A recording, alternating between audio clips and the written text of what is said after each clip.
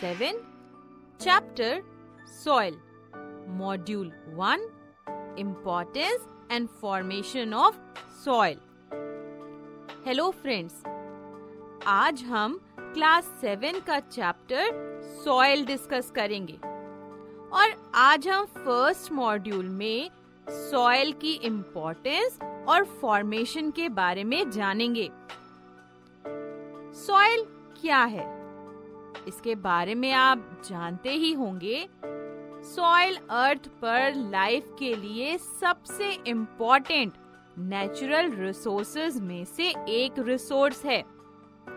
तो क्या आप बता सकते हो कि दूसरे इम्पोर्टेंट नेचुरल रिसोर्सेज कौन-कौन से हैं?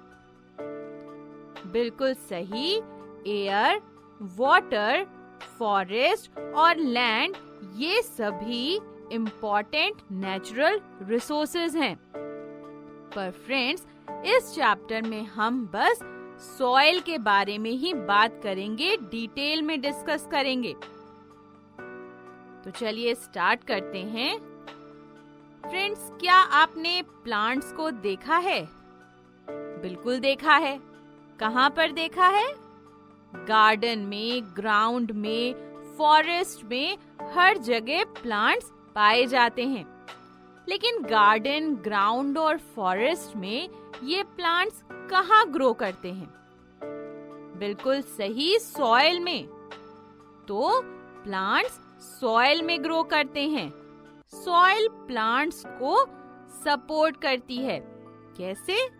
सॉइल प्लांट्स की रूट्स को फर्मली होल्ड करके उनको सपोर्ट करती है और सॉइल प्लांट्स को वाटर और मिनरल्स भी प्रोवाइड करती है।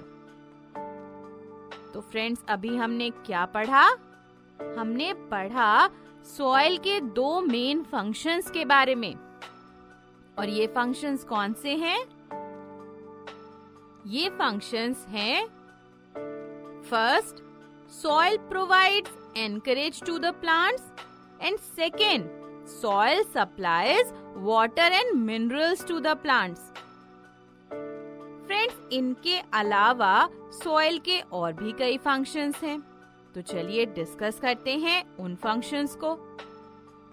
फ्रेंड्स, क्या आपको पता है कि सॉइल में बहुत सारे लिविंग ऑर्गेनिजम्स जैसे कि माइक्रो ऑर्गेनिजम्स यानी वो छोटे ऑर्गेनिजम्स जिन्हें हम नेकेड आई से नहीं देख सकते। तो सॉइल में micro organisms, soil beetles, soil mites, rodents, ants, earthworms, millipedes, centipedes, termites, rats और स्नेक्स, बहुत सारे एनिमल्स रहते हैं। इसका मतलब क्या हुआ? इसका मतलब ये हुआ कि soil is a home for many living organisms. Friends, क्या आपको पता है कि फार्मर्स के लिए सॉइल कितनी एसेंशियल है, कितनी जरूरी है? फार्मर्स एग्रीकल्चर पर ही डिपेंड करते हैं और एग्रीकल्चर पूरी तरह से सॉइल की फर्टिलिटी पर डिपेंड करता है। एग्रीकल्चर से हमारी सभी बेसिक रिक्वायरमेंट्स जैसे फूड, शेल्टर और क्लोथिंग पूरी होती हैं। फ्रेंड्स, क्या आप मुझे बता सकते हो कि सॉइल हमें कैसे फूड देती है? मैं बताती हूँ। फ्रेंड्स, हम सॉइल में डिफरेंट फूड क्रॉप्स जैसे राइस, व्हीट, वेजिटेबल्स और फ्रूट्स ग्रो करते हैं। इस तरह से सॉइल से हमें फूड मिलता है। इसी तरह से शेल्टर के लिए हम सॉइल से ब्रिक्स और सीमेंट बनाते हैं। ट्रीज से हमें वुड मिलती है और फिर वुड, ब्रिक्स और सीमेंट से हम घर बनाते हैं, है ना? और क्लोथ्स के लिए भी हम सॉइल पर ही डिपेंड करते हैं।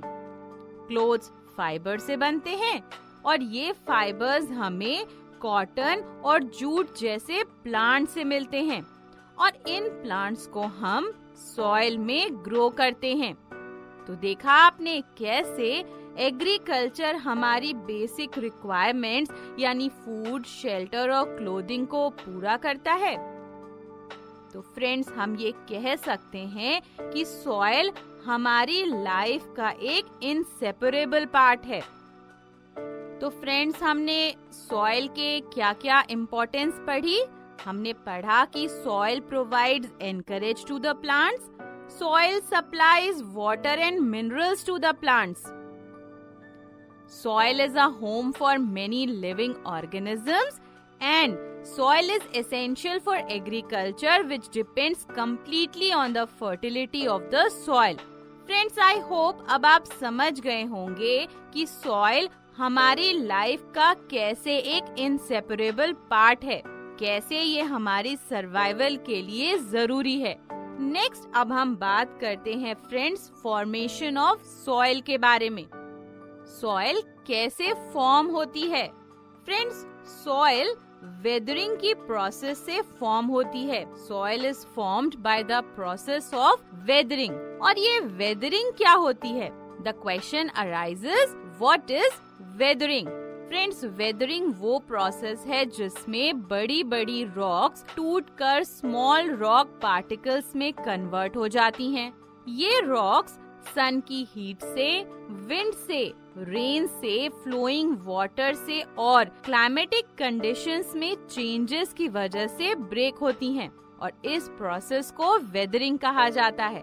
फ्रेंड्स, रॉक्स की वेदरिंग एक बहुत ही ज्यादा स्लो प्रोसेस है। ह्यूज रॉक्स कई हजार सालों में टूटकर छोटे छोटे रॉक पार्टिकल्स में कन्वर्ट होती हैं और ये पार्टिकल्स ही मिलकर सॉइल बनाते हैं।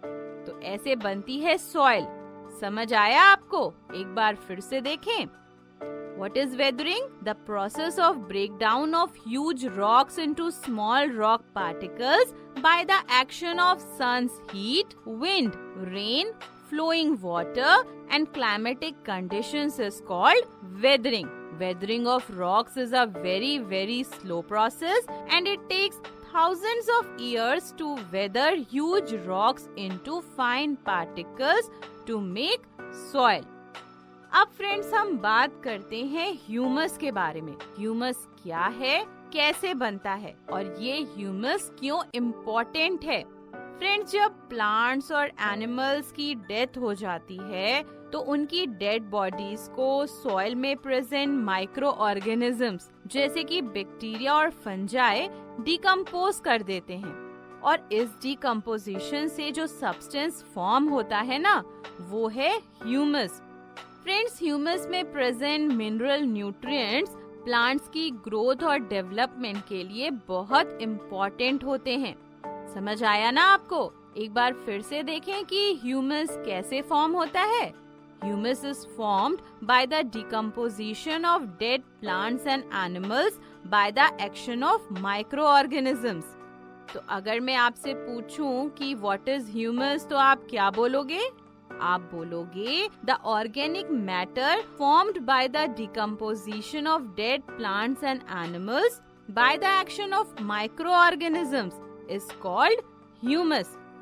Dead plants और animals के माइक्रो ऑर्गेनिजम्स द्वारा डिकम्पोजिशन से जो ऑर्गेनिक मैटर बनता है उसे ह्यूमस कहते हैं। And humus contains nutrients that are needed by the plants for their growth. And keeping these points in mind, friends, now we can describe how soil is formed. तो friends, soil का formation एक slow और step wise process है।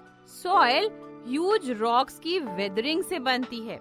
Weathering की वजह से जो छोटे छोटे फाइन रॉक पार्टिकल्स बनते हैं वो ह्यूमस के साथ मिक्स हो जाते हैं और इसी फाइन रॉक पार्टिकल्स और ह्यूमस के मिक्सचर को क्या कहते हैं?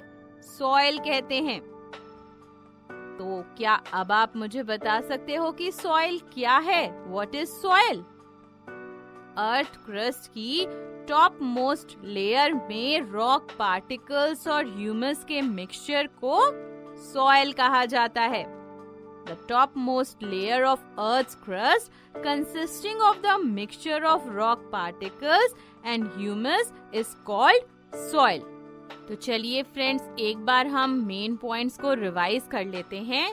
हमने पढ़ा कि soil is one of the most important natural resources on the earth. Then we discussed importance of soil. Soil provides encourage to the plants. Soil supplies water and minerals to the plants. Soil is a home for many living organisms and soil is essential for agriculture. इसके बाद हमने पढ़ा कि soil form कैसे होती है. Soil is formed by the process of weathering, the process of breakdown of huge rocks into small rock particles by the action of sun's heat, wind, rain, flowing water and climatic conditions is called weathering. Weathering is a very, very slow process. And the organic matter formed by the decomposition of dead plants and animals by the action of microorganisms is called humus. चलिए friends, अब इस module पर based exercises solve करते